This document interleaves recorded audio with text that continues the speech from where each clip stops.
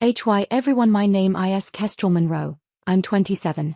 And if you think betrayal stings most in boardrooms or breakups, you've never sat at a family table built to remind you you don't belong. On New Year's Eve, I asked softly, "Is there a spot for me at the table?" My mom didn't even pause. She smirked like it was rehearsed. "This table is only for the chosen ones." My brother's laugh cut through me, loud and careless. "Stand and watch like always."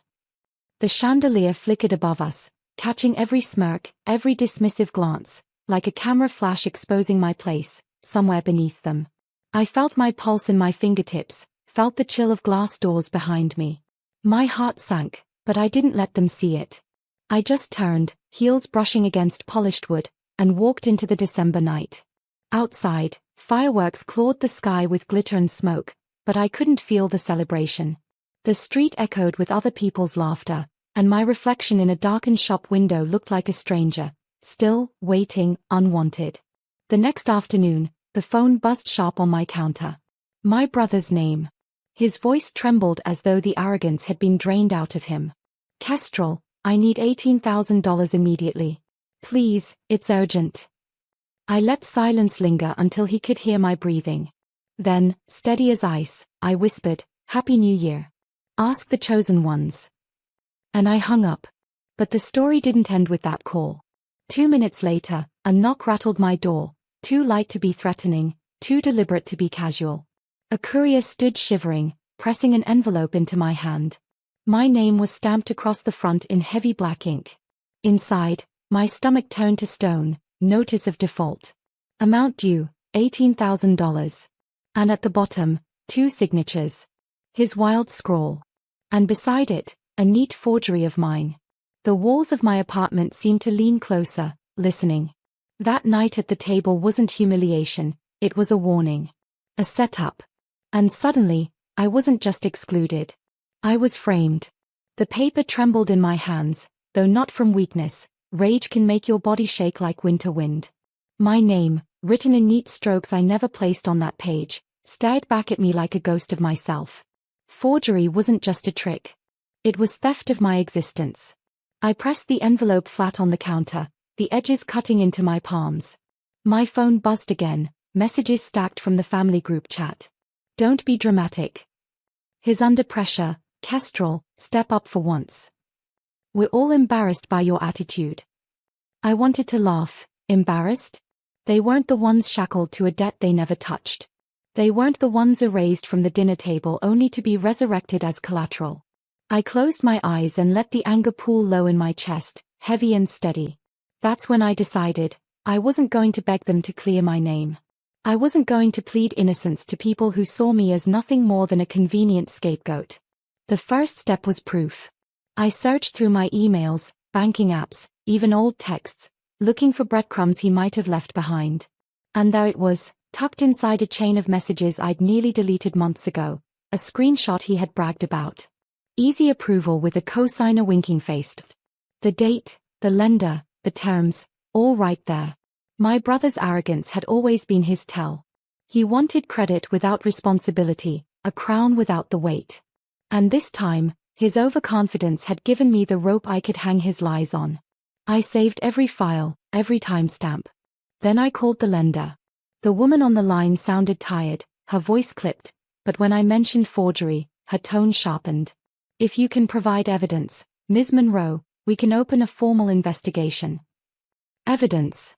That word felt like oxygen. I ended the call and leaned against the cold kitchen counter. Outside, snow began to fall in slow, heavy flakes, blanketing the street in silence. It looked peaceful, but beneath it, roots of betrayal ran deep. And as I watched the snow gather, I realized, sometimes revenge doesn't start with shouting. Sometimes it starts with stillness. I barely slept that night. Every creak of the apartment felt like footsteps, every vibration of my phone like a demand waiting to swallow me whole. By dawn, the envelope still sat on the counter, a silent weight reminding me I wasn't safe, not yet. My brother called again at 7:13 a.m. His voice had lost all swagger. "Kestrel, please, they'll come after me. After us. If you don't pay." I cut him off. "Us? Don't use that word like we're bound together. You forged me into your mess, not your partner. He stammered, fumbling excuses, but I hung up. And almost immediately, another message pinged through. This time from Mom. Stop playing games. Handle it. His family. Handle it. That phrase sank into me like a stone. To them, my role was never daughter or sister, it was cleanup crew. Invisible at their table, indispensable when they needed sacrifice. By noon, I was at the bank. The lobby smelled faintly of pine cleaner and printer ink. People lined up, clutching checks and forms, oblivious to the war in my chest. When my number flashed on the screen, I approached the glass booth, sliding the forged contract across to the manager. He adjusted his glasses, scanning, then frowned. This signature doesn't match your file. Relief crackled like static in my veins. Exactly, I said, leaning in. Because I never signed it. He nodded slowly, lowering his voice. We'll need a sworn statement. And if you have supporting evidence, texts, screenshots, bring them. This isn't the first complaint we've had against your brother. My breath caught. Not the first. The manager's glance was brief, but it carried weight. Let's just say you're not the only Monroe with questions. I left the bank with snow clinging to my boots and a new clarity slicing through the cold. He hadn't just tried to ruin me, he'd made a habit of weaving webs, and I was just the latest strand. The thought should have broken me. Instead, it lit something sharper. Because if he thought I'd stay silent, he'd forgotten. Snow can bury, but it can also expose. The city looked different as I walked home from the bank. Colder, sharper, like every window was a mirror daring me to look harder. I replayed the manager's words in my head, not the first complaint. My brother's scams weren't an accident. They were a pattern. And patterns leave trails. I spent the next hours digging. Old emails. Faded receipts.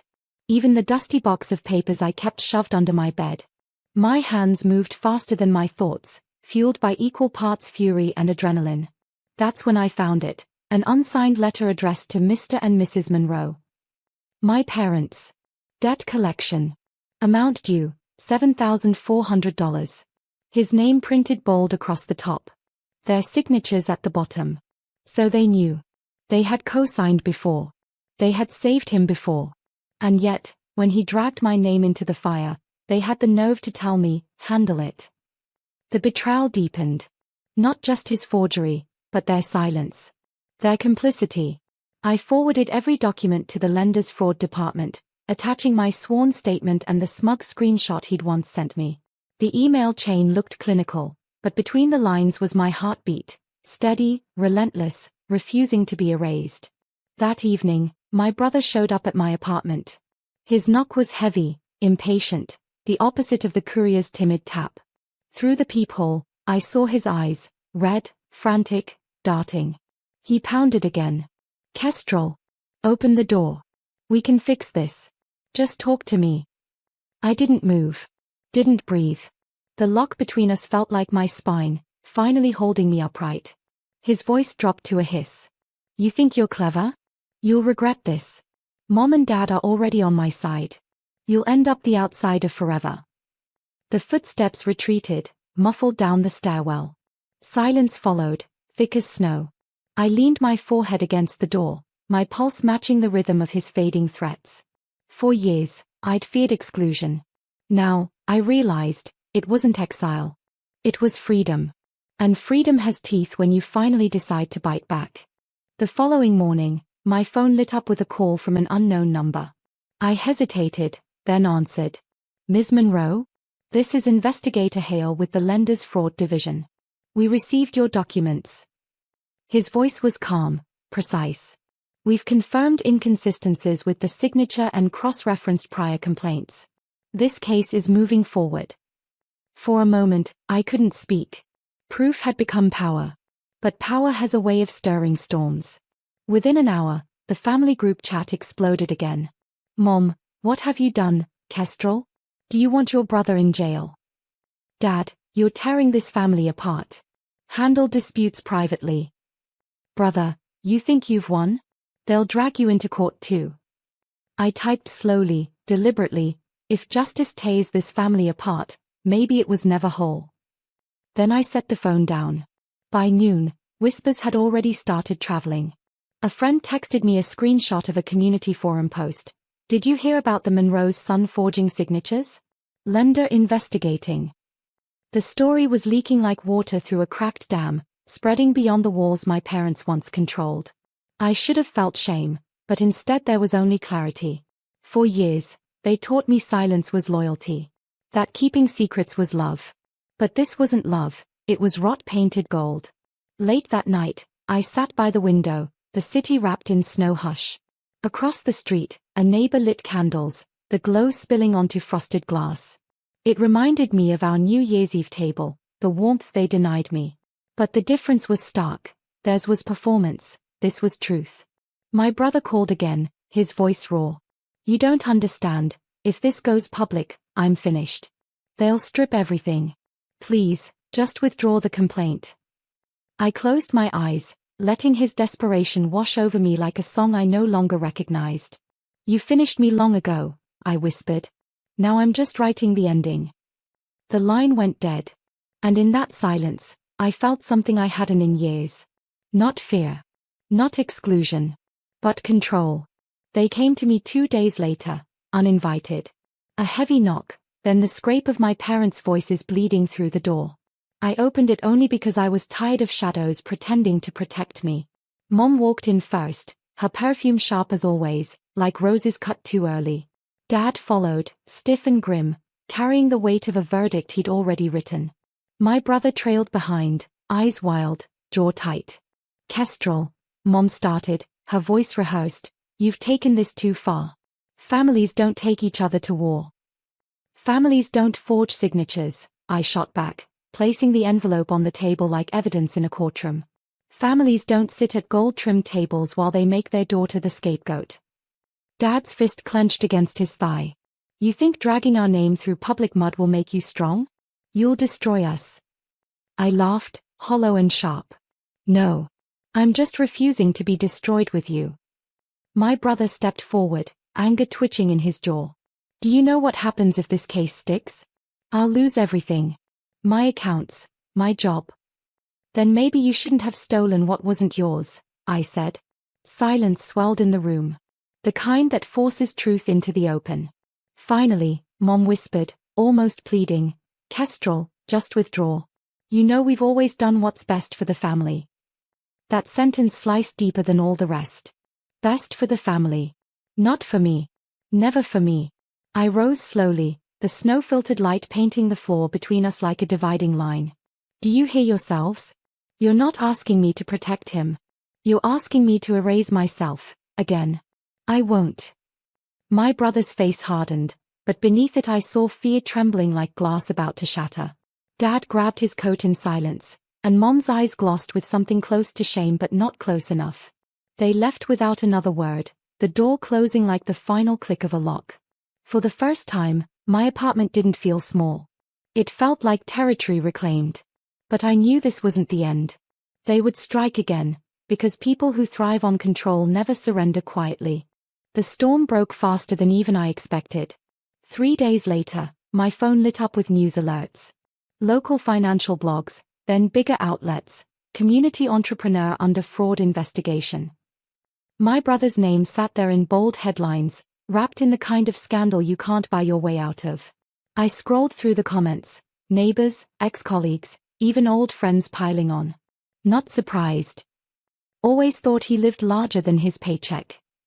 His perfect image, polished by my parents for years, was crumbling like wet paper.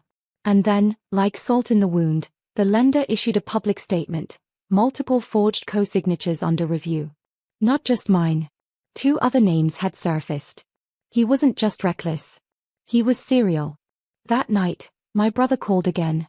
No arrogance left, only panic. His voice cracked. Kestrel, they are freezing my accounts. I can't even pay rent. Please, you have to help me. Tell them you made a mistake. I listened to the sound of his breath, ragged and shallow, the same way I had once begged to be heard at the table. And then, steady and cold, I said, Happy New Year, remember? You told me to stand and watch. So I will. I'll watch you face what you built. The silence on the line was heavier than any insult. By morning, my parents arrived at my door again, but this time the confidence had drained from their posture. Dad looked older. Mom's eyes darted, restless. "You're making us a spectacle," Dad muttered, but it lacked fire. "No," I replied softly. "I'm showing the spectacle you've hidden." For once, they had no retort.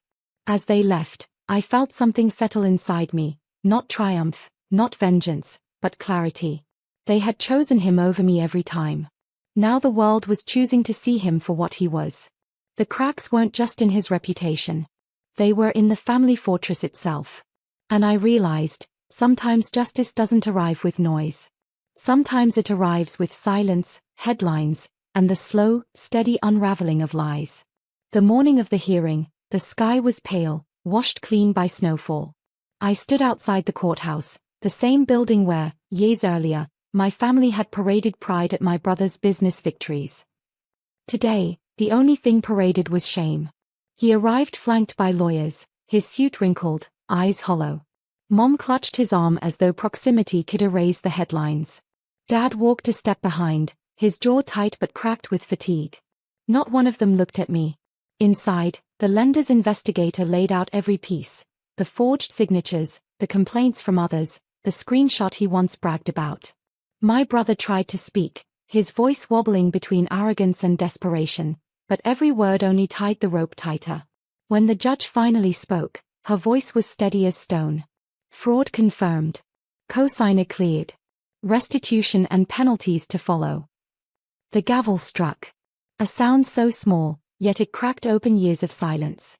I stepped outside, the cold air biting but alive. Snow drifted around me, quiet, pure, unclaimed. Behind me, my family's voices rose in fractured arguments, but they no longer reached me. Their fortress had fallen, not by my destruction, but by their own rot exposed to daylight. My brother called my name once, raw, jagged, but I didn't turn. For the first time, I didn't need their recognition. I had my own. Walking home, I passed restaurants glowing with New Year's lights still hanging, tables full of laughter. I no longer longed for a seat at any table that didn't see me. My table would be built differently, smaller, maybe, but honest. At my apartment, I lit a single candle and placed it on the window ledge. Its flame flickered against the glass, soft and defiant. I whispered to the quiet, not in anger but in certainty. They thought they could erase me. But I am still here. The candle burned steady, the snow outside falling without end. And with that, the story closed, not in vengeance, but in freedom.